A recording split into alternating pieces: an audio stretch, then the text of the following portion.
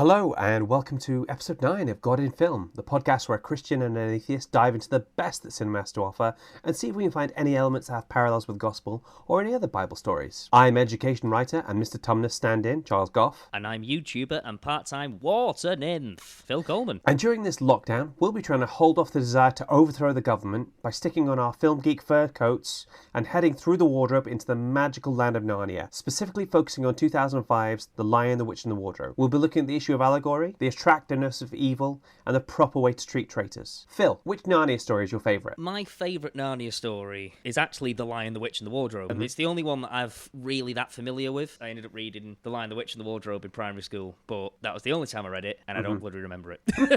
But I've just watched the film now as well. I had flashbacks to when I was in primary school thinking like, you know what? I really liked this world. Why did I never sort of delve more into it? I remember when I was in primary school as well, I painted Mr. Tumnus with Lucy. You know, that first little scene where it's in Mr. Tumnus's house. I remember getting a lot of praise from the teacher saying like, wow, that's actually very good, Phil.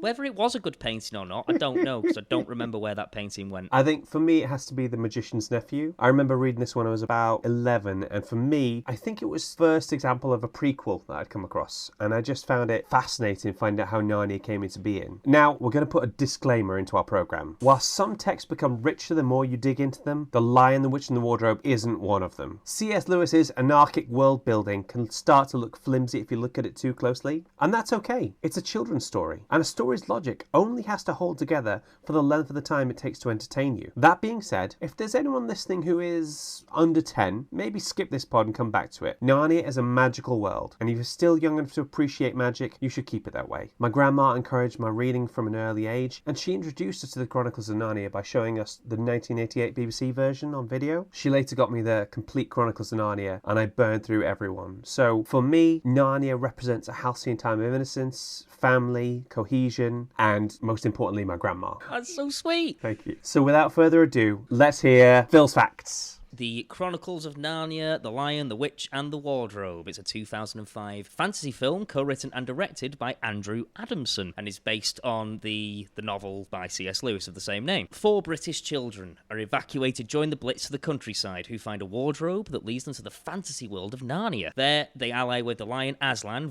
voiced by Liam Neeson, against the forces of Jadis, the White Witch, played by Tilda Swinton. Georgie Henley's reaction to Mr. Tumnus at the lamppost is genuine. She had not seen her castmate James McAvoy in his costume before the scene was filmed, so her screams and reaction were real. Georgie's first reaction to the snowy world of Narnia is also genuine. She was carried into the set blindfolded to make her first entrance, so her wide-eyed, delighted reaction to it all are all entirely her own. That's fantastic. When the adult swearing got out of hand on set, Georgie Henley set up a swear bucket. James McAvoy was supposedly the worst offender.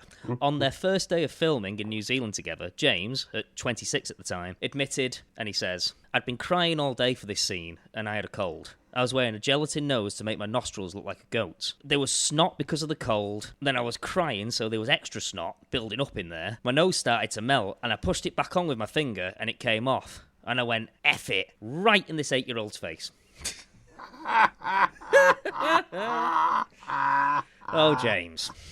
You've just got to remember there's kids around sometimes, you know what I mean? See, I'm trained as a teacher, so I have learned how not to swear around children, particularly when they really, really deserve it. So you have to really sort of tamp down those emotions really hard. I will learn. That's all I'm saying on that. No real lions were used for the film, simply because Andrew Adamson wanted the moment where Georgie Henley could reach out and touch Aslan. It took approximately 10 hours to render each frame of the CGI Aslan and his 5.2 million individual hairs, and the battle scenes took just as long because of all the centaurs. It's 15 years old now, but I think the CGI holds up pretty well. For me, it was it's one of the first ones where you could see the individual hairs moving because of the wind, and I just found myself thinking what amazing attention to detail that was and how fantastic it would be. I was quite blown away. There's some really, really nice shots in there. Guillermo del Toro was asked to direct the movie, but he turned it down because, as a lapsed Catholic, he couldn't see himself bringing Aslan the lion back to life. So Guillermo del Toro was quoted as saying, "I didn't want the lion to be resurrected." I really enjoy the uncertainty of a guy or a creature going to die for something without knowing if there's anyone to bail him out. What's beautiful about the death of Jesus is him saying to his father, "Why have you forsaken me?" That incredibly mysterious and moving passage is so precious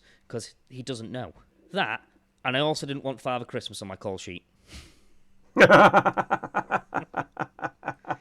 That's interesting because obviously Jesus did know that he was going to die and that he also knew that he was coming back. He says, I'll destroy this temple and 3 days later I'll build it back up again. I can't remember the exact Bible verse. Jesus obviously knew what was happening. I think the thing to remember is that, yes, he does know he's coming back, but dying still hurts. Even if it was a painless death, it's very frightening, I imagine. The idea of it scares me, at least. One of the ideas is that Jesus, to sort of completely fulfill that substitution, is the idea that Jesus went to hell when he was killed. Okay. There's imagery about him taking the keys from hell off Satan, stuff like that. I don't know if it's a direct Bible verse or whether it's borders on Christian headcanon. The thing I wanted to think about was that he was gone for less than 3 days our time. He dies on the Friday, he's back on the Sunday. I don't think hell necessarily works at the same time scale as us. So he might have been gone... Not. In the same way that Narnia doesn't work on the same time scale.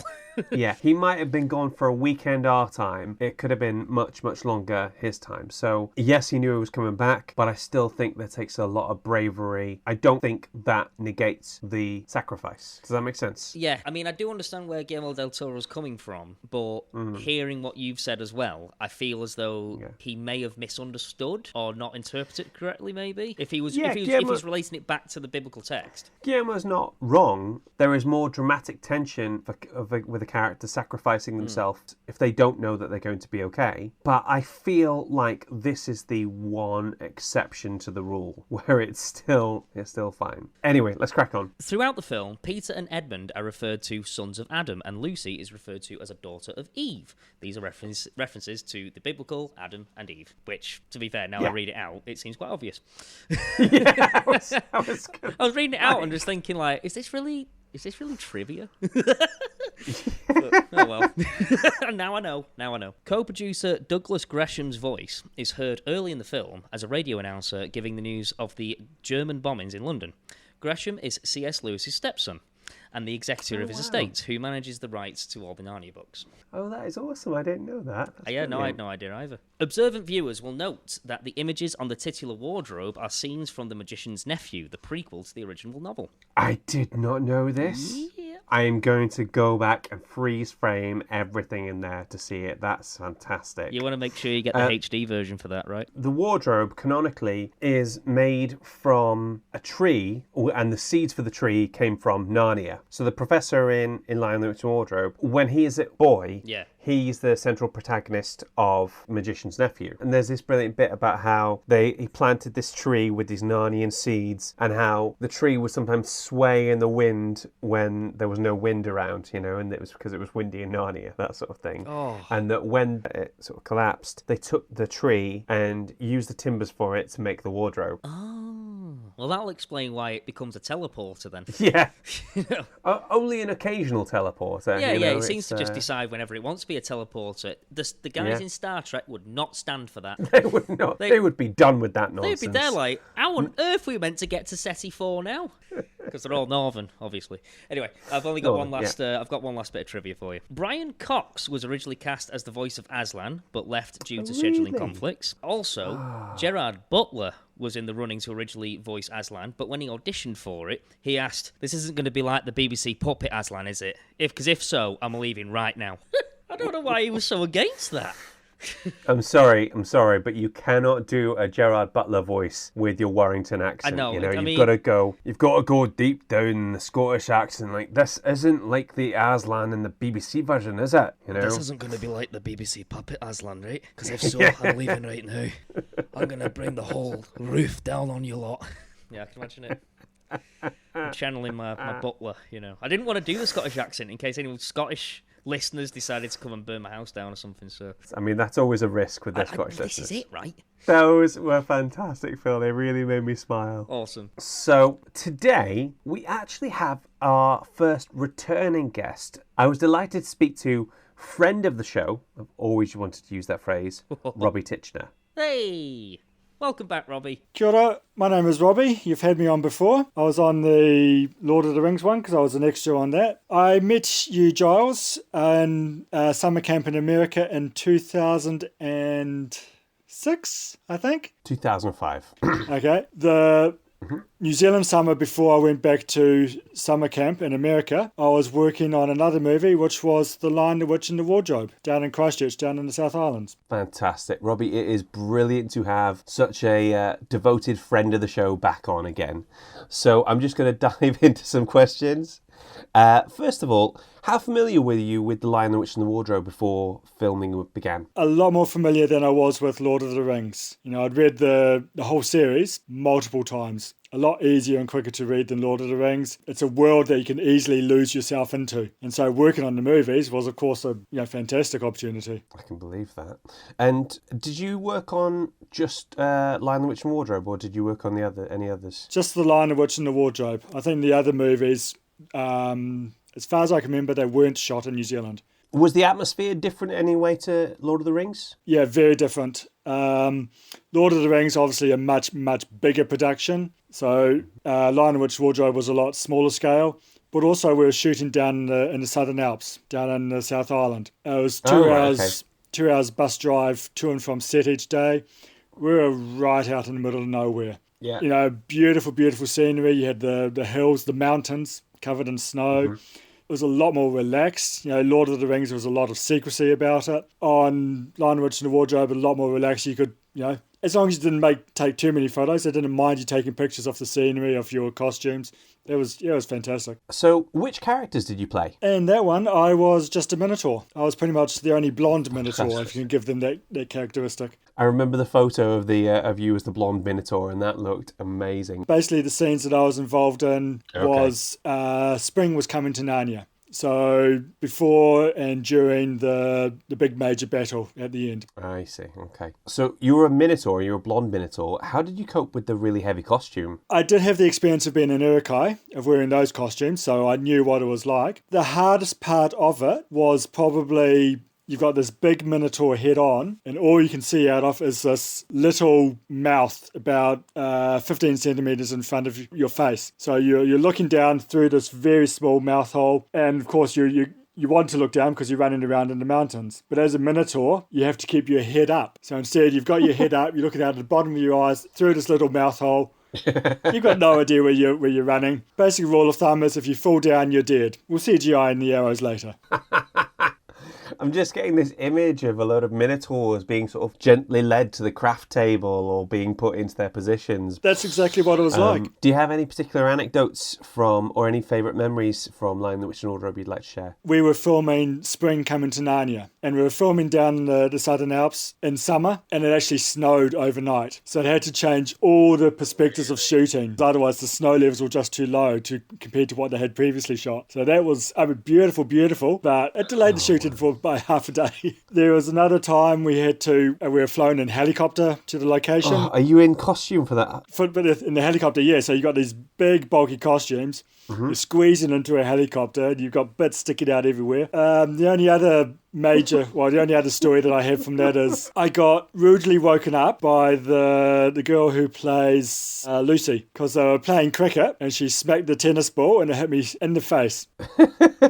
She was very apologetic, but it was a good shot. Listen, Robbie, thank you very much. We always really appreciate these little insights. You're welcome. So that was Robbie. Phil, what did you think? Oh, I always like hearing from that guy. He's got so much great experience. I want to be a minotaur. Wouldn't that be the most fun experience? Maybe not getting hit in the face, but I mean, awesome. Being attacked by the leading lady with a cricket ball is just one of the things you have to deal with. It's all in a day's work, innit, for a minotaur. And who doesn't love a minotaur? We were wondering whether our kid was going to be a minotaur because obviously mythical beasts run in my family. So Claire wasn't phased. She said, "It's fine, honey. We'll just set a labyrinth up in the garden. You can run around in there." You know. I know one person who doesn't like it. You think his name's Theseus? He hates that guy. Let's crack on to the section that we all love: finding the faith in the film. Da-na-na-na-na-na-na. Every time, more exuberant. Just to give you an idea, our main focus for this podcast will be The Lion, the Witch and the Wardrobe, but if we make passing references to other texts, please forgive us. Another thing to point out is this is not an exhaustive list of parallels. This is just just the things that jumped out at me, because if we tried to mention everyone, we would literally be here all night. We talked in our very first episode about the difference between allegory and applicability. One thing that grabbed me is that whilst Narnia is often labelled as an allegory, Aslan himself is not strictly an allegorical character. According to the author, Aslan is not an allegorical portrayal of Christ, but rather a suppositional incarnation of Christ himself. Have you ever heard that phrase, suppositional incarnation? Has it got anything to do with the word supposed? Yeah. Okay, This is then based, I understand it. I hadn't heard it, though.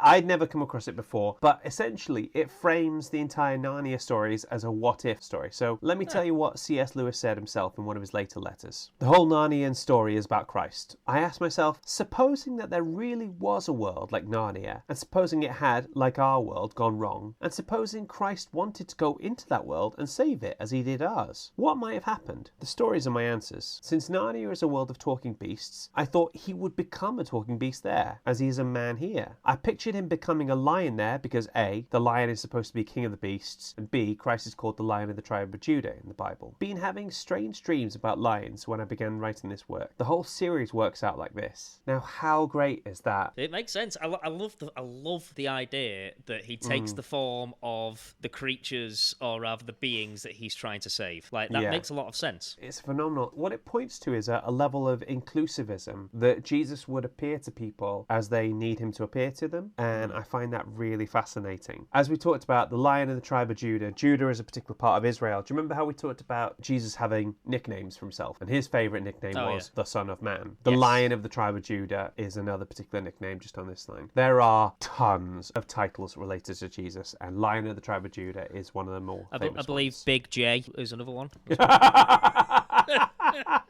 I can just imagine him in like one of those wagons with the bouncing wheels, like Snoop Dogg. Yeah, but it'd be a bouncing donkey, That's the one. That's what I was trying to think of. Anyway, when I thought about it in these terms, I thought it was really interesting. And there are some other references to inclusivism later in the series, which unfortunately we don't really have time to go into now. I found out that Aslan is also Turkish for lion, which I thought was a nice touch. It's not mentioned in this film, but in the books, Aslan is also referred to as the son of the emperor over the sea. This emperor is never actually seen in the film, and this reflects how God the Father is never directly seen by anyone. And I thought that was really interesting, the idea that it would be easy to show Aslan as the big boss, but the idea that there's something even greater than him just beyond reach was a really nice particular allegory, you know? Makes sense. There's a scene when Peter and the two girls, Susan and Lucy, both turn up and they meet Aslan for the first time. And one of the things that Aslan says is, "Where is your brother?" The way I've chosen to interpret that is, I believe that Aslan genuinely didn't know, that he didn't know what had happened to Edmund or anything. That makes me think that Aslan is not omniscient. He doesn't know everything. He can't read people's minds. And this links back to something we talked about how Jesus was completely human. He didn't necessarily have tons of special powers. He wasn't the full manifestation of God at that point. Do you know what I mean? Yeah, of course, yeah. In this world, he is completely one of the beings with all of their flaws and all their things that makes them what would be human. Less flaws, more limitations, you know? Yeah, sorry, I don't think flaws, was the correct word, but limitations definitely make sense. I don't know if you remember, but there's a scene where Susan and Lucy can't sleep and they go out and there's Aslan walking through the woods. They end up walking with him for a while. And it's just reminiscent of the scene of the Garden of Gethsemane, where Jesus he's there, it's quiet, it's peaceful, and it's that thing we talked about that's become a story trope, this idea of a moment of quiet before a big challenge. It's a really beautiful scene and I really enjoyed it. Then when Aslan comes up to the stone table, he's surrounded by his enemies, and one of the lines the Queen says is, "Let him be shaved." Obviously, cutting his mane off is nothing compared to being killed. But I felt this particular line reminded me of the fact that Jesus was tortured before he was executed. The Romans, not really one for humane executions. Historically not really known for it. Yeah. He was whipped 39 times and he had the crown of thorns jammed onto his head, and he probably suffered all many other kinds of physical and sexual abuse at the hands of the Romans at this point before being sent to the cross, which again was one of the most inhumane forms of execution. Like I say, the inclusion of that line, "Let him be shaved," just made me think about that it wasn't just the death, it was all the indignities heaped upon him on the way. Does that make sense? It does make sense, and I did think of the same thing actually when I was watching it. What gets me about both that scene in the film and also in the Bible is just the sheer hatred they seem to have, that they sort of exude on him through all these indignities and all this pain they inflict on him before they end his life. It just makes you feel sick. It makes you feel very, very unwell, because I can't imagine personally hating anything quite that much. Yeah, absolutely. Aslan's death and resurrection is the central allegorical moment where obviously it relates to Jesus dying and coming back to life. Aslan takes Edmund's place, and that represents how Jesus takes our place in terms of taking punishment for our sins and that sort of thing. The stone table cracks. Did that mean anything to you? The only way that it sort of meant something to me is in the sense that he was buried in a cave with a stone in front of it. That's the first thing it made me think of. Yeah, that's interesting. Do you remember us talking about the Holy of Holies? Oh, that yeah. Within the temple, there was different sections you could go to. The most holy place, where only the high priest could go to, had a big thick curtain around it. And at the point of Jesus' death, the curtain, the veil, is ripped into. And this, I think, is a direct allusion to that particular event. The idea that something cracks, that a particular hold over humanity is broken and that we're set free. It's part of the law of the land, isn't it? That there must be a sacrifice to the witch. Any traitors belong to the witch, I think was the way it was put. Right. I also noticed how it's Susan and Lucy who untie his bonds whilst he's dead. And that reminded me about how women prepare Jesus' body for burial. There seems to be so many times where women play an absolutely crucial role in Jesus' life at different points. And it's something that can often be overlooked, is the importance of women specifically in the gospel. I agree. What does Deus Ex Machina mean? God over machine. Yeah. Or God from God the in a machine. box. God from the machine? It would relate to Renaissance theatre, in particular in Shakespeare's time. So Deus Ex Machina relates to a theatrical technique in Shakespeare's time. If Shakespeare or another kind of writer has written himself into a corner, there's nothing they can do, then all of a sudden a god would turn up and say, no, you stop doing this and you two can get married and everything's fine. The god would be sort of lowered down onto the stage in a little box, hence God in a box. What it relates to now is a solution to a plot that hasn't been foreshadowed in any way whatsoever. And the interesting thing is, God does foreshadowing like nobody's business. In Genesis 3, verses 14 to 15, the Lord God said to the snake, because you have done this, cursed are you above all animals and all wild animals. You will crawl on your belly and you will eat dust all the days of your life. And I'll put enmity between you and the woman, and between your offspring and hers. He will crush your head, and you will strike his heel. So what God is saying to the serpent at that point is the son of a woman will crush your head. Sheesh. Which is pretty explicitly referring to Jesus. It's saying, he will crush your head, you will strike his heel. Now, obviously, striking somebody's heel sucks, but crushing the head is that much worse. I'll take the heel. Yeah, it relates to how Satan kills Jesus, but Jesus destroys Satan completely. I mean, there's a difference between being killed and being completely obliterated. Exactly. This is just the first of many examples of these kind of references where Jesus is saying things like, the temple should be destroyed and I'll build it back 3 days later. How can I put this? This is really good storytelling. So my point is simply that God the Father is really quite a better writer than C.S. Lewis. It wouldn't have gone down in history as one of the greatest stories ever told. Yeah, he's had some time to work on it. I wanted to talk about the witch briefly. The witch is presented as being really beautiful, isn't she? Yeah, she's evil looking but flawless. Yeah, evil looking but flawless. And now, as far as I can remember, this is one of the earliest depictions I can think of an evil witch being depicted as beautiful. Obviously, there's Glinda the Good Witch in Wizard of Oz, but crucially, she's a good witch. I can't think of, at least, any earlier examples of evil being presented as being this attractive this early. And obviously, this relates to the idea that sin is appealing. Evil is attractive. It's not like somebody comes and says, hello, pleased to meet you. I'll be your bad guy for this evening and we'll be doing some bad stuff and I'll be bringing to destroy you. I just like the idea. He comes in, he's like, hello there, I am your bad guy for the evening. This is your bad guy check card. You have 5 bad guy moments. So yeah, it just links this idea that evil kind of comes at you sideways. It sidles up to you, it looks attractive, and it's ultimately going to kill you, but you don't realise that in the first instance. And I just thought that was a really interesting touch that he put in there. Yeah.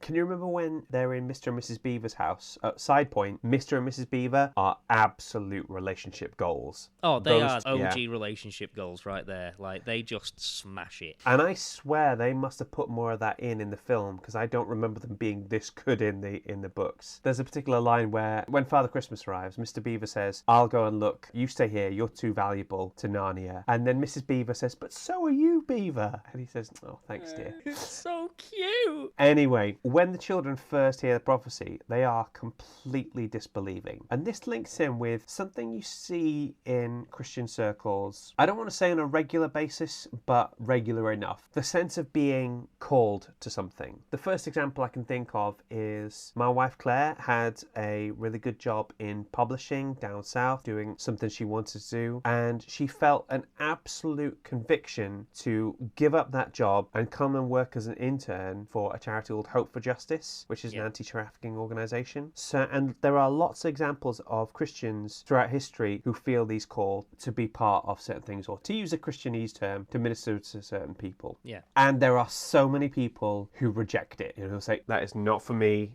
I'm not going there. I'm not doing this." And the most famous example I can think of is the story of Jonah. Do you know that one? If I said Jonah and the whale. I've heard of it. So the idea is that Jonah is told by God, "Go to this city, talk to these people." Jonah's like, "Nah." And he basically just tries to escape from God. He goes on a ship, he gets subsequently thrown off. There's a storm, and then he's swallowed by a big fish, which, let's be honest, guys, can we all just agree that it was a whale? It's not like he was swallowed by a trout, you know what I mean? Yeah. Found the interesting thing that the children don't believe that it could possibly be them in the first instance. And that is something I think a lot of people can relate to, the idea of, don't send me, you've got to send somebody more qualified or more holy or more brave or something like that. Oh, absolutely. It's a universal I know that feeling thing. completely. That sense of, I can't be good enough, it can't possibly be relating to me. Yeah. Another thing I wanted to mention is how they don't earn their thrones. It's not like they're made kings and queens of Narnia as a reward for their actions in battle. We're just told explicitly there's going to be 4 children, 2 sons of Adam, 2 daughters of Eve, and they're going to be on the thrones at Cair Paravel. They don't earn it, it's a birthright. Do you know what I mean? Yeah. That links in really closely to salvation. There are millions of people out there thinking you've got to do something to be saved. You've got to do good things. You've got to act in a certain way to be saved. But God's sitting there going, there is nothing you could do to make me love you more. You know? Yeah. Jesus is exactly the kind of person who'd sort of say, "I love you just the way you are." You know? This obviously doesn't mean that they do nothing, that they just sit around and go, "Okay, well, can I have my throne now, please?"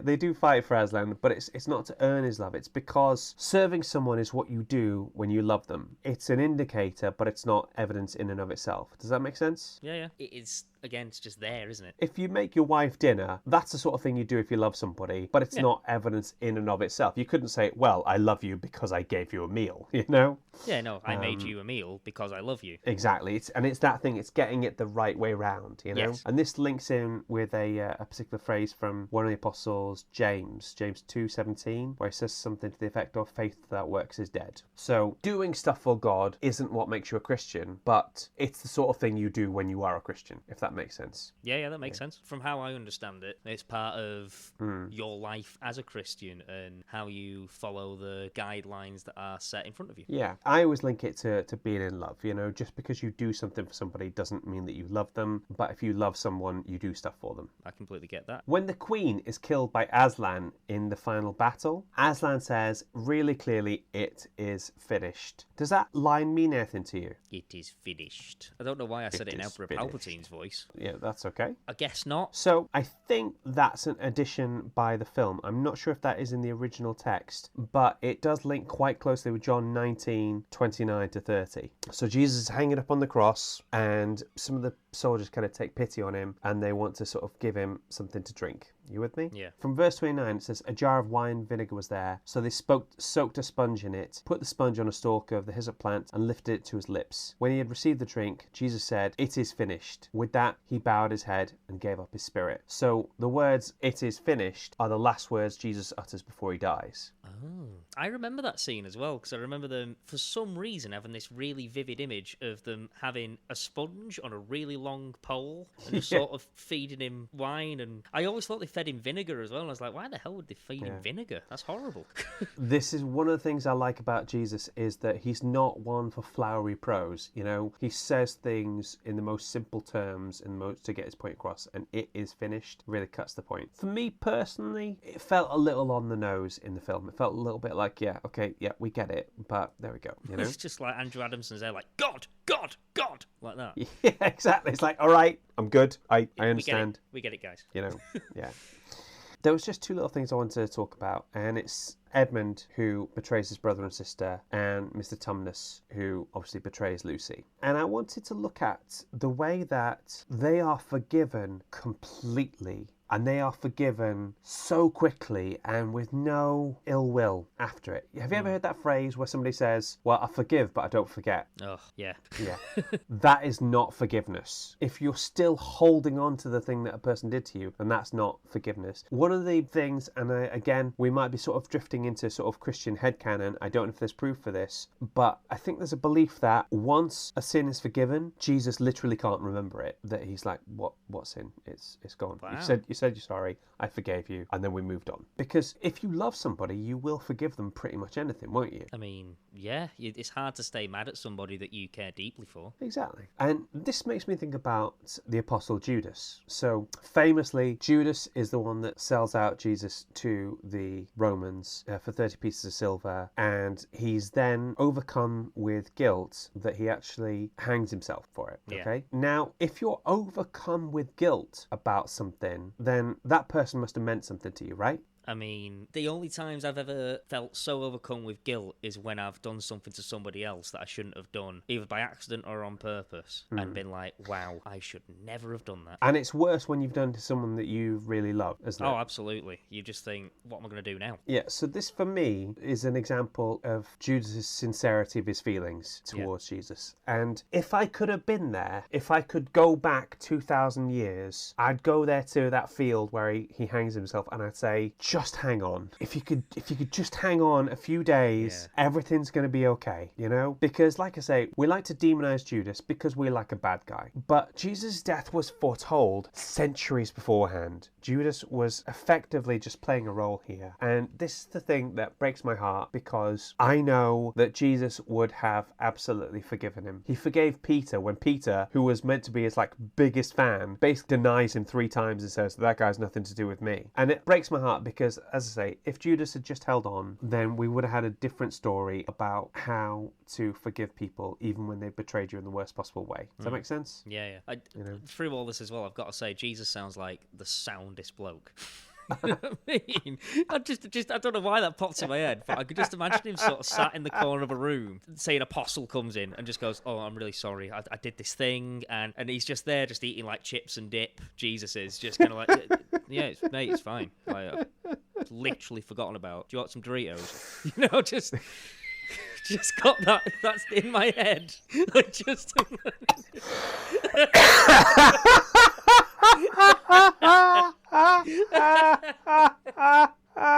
you know what I mean?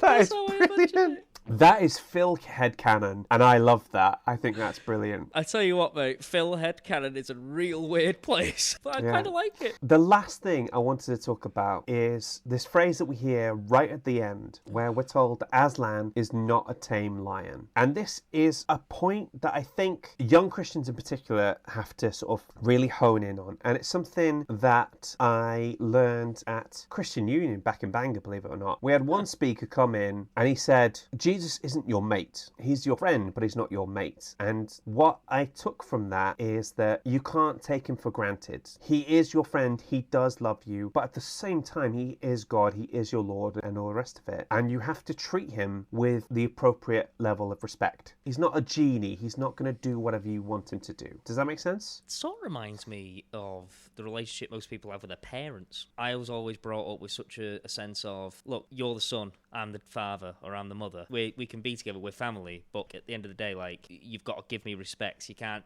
There's certain things we can't joke about. There's certain things we can't take lightly. There's certain things that you can't say to me because it would be disrespectful. You've just hit the nail on the head there. That is the perfect metaphor for a relationship with God, is that he loves you deeply, but at the same time, he's like a parent. There's certain things you can't do. Does that make sense? Absolutely. When you put it in that kind of respect, then yeah, I understand. Yeah, it's not a tamed lion. The last thing I think I wanted to say was Chronicles of Narnia gets so weighed down, I think, by being a quote-unquote Christian text, and people disparage it as a result. And I think what I have to say is, particularly to Christian groups, don't weaponize it. Just let children enjoy this story for what it is. And when they find out about it on their own, that's brilliant, but they will enjoy the parallels that much more when they find it out on their own, rather than having it spoon-fed to them. Yeah, if someone had forced it down my throat, especially as a kid, I'd have been like, no, it's not. I absolutely love these stories. I adore them. And I think if I had had them thrust upon me, then I wouldn't appreciate them in the same way. So just let children just enjoy these stories. Chronicles of Narnia have been part of my life for as long as I could remember. And when I found out at 14 that Aslan was a representation of Jesus, it was like... Imagine small Giles just there like, well, that's amazing. Because I imagine you've got as well, Jax. Yeah, if that's what works for you, Sunshine, then that's what happens. It certainly does. It brings me much joy. And that concludes our Finding the Faith in the Film section. We have had some pretty awesome reviews. My friend Emma Barclay-Watt made a comment on one of our posts. She says, I highly recommend a listen. Glorious and infectiously enthusiastic. Wonderfully and entertainingly nerdy and delightfully and engagingly funny. I'm off to reread the Harry Potter series. I frankly want that written up on a banner because I thought that was delightful. I want that as like a sticker on my window. Wonderfully and entertainingly nerdy. I will take that. 100% give me the t-shirt. We're going to have a shameless plug now. As Phil and I have mentioned a few times, we're filmmakers, and our most recent short film, Reset, is pretty much done. We're going to do something we've never done before. We're going to do some test screenings for it. As much as we would love to fit everybody into a room and have them talk about our film, we can't do that. So we're going to do some virtual test screenings. And what would work really well is if it came from people who we didn't really know super well, who didn't have that much of a connection to us. So if you are interested in seeing our film, it is 20 minutes long. Actually, it is 19 minutes and 55 seconds long. That I got it down as tight as I could. If you would be happy to get a link to watch our film and give us some feedback on it, we would be your best friends for life. If you would like to get involved, then please contact us over Facebook or Instagram. Our next and final episode of this series is the one you've all been waiting for, guys. The one that everybody thinks about when they think God and film. We're doing The Matrix. It's going to be awesome. I'm excited. We've got a fantastic guest for it, and also it's going to be our last one for a while at least. Yeah. So why don't you join us then? Phil, have you enjoyed yourself? I've got to say, I'd never seen The Lion, the Witch and the Wardrobe before we did this podcast. I sort of missed it. Right. So I really enjoyed having the opportunity to watch it and sort of relive a little bit my childhood memories. That is fantastic. And I've had a great time talking to you guys. See you next week. Bye. God in Film is hosted and created by Giles Goff and Phil Coleman. Mixing by Phil, editing by Giles. Our logo was designed by Julie Walsh, and our theme tune was composed by Rick Lee. Fact-checking by Christina Stannard-Good. Waffle editing by Natalie Austin. Tech support from Claire Goff. Heresy editing by Nick Matthews. God in Film is a Dask production. Please rate and review, unless it's a 1-star, in which case just tell Phil by sending a talking horse to Care Paravel.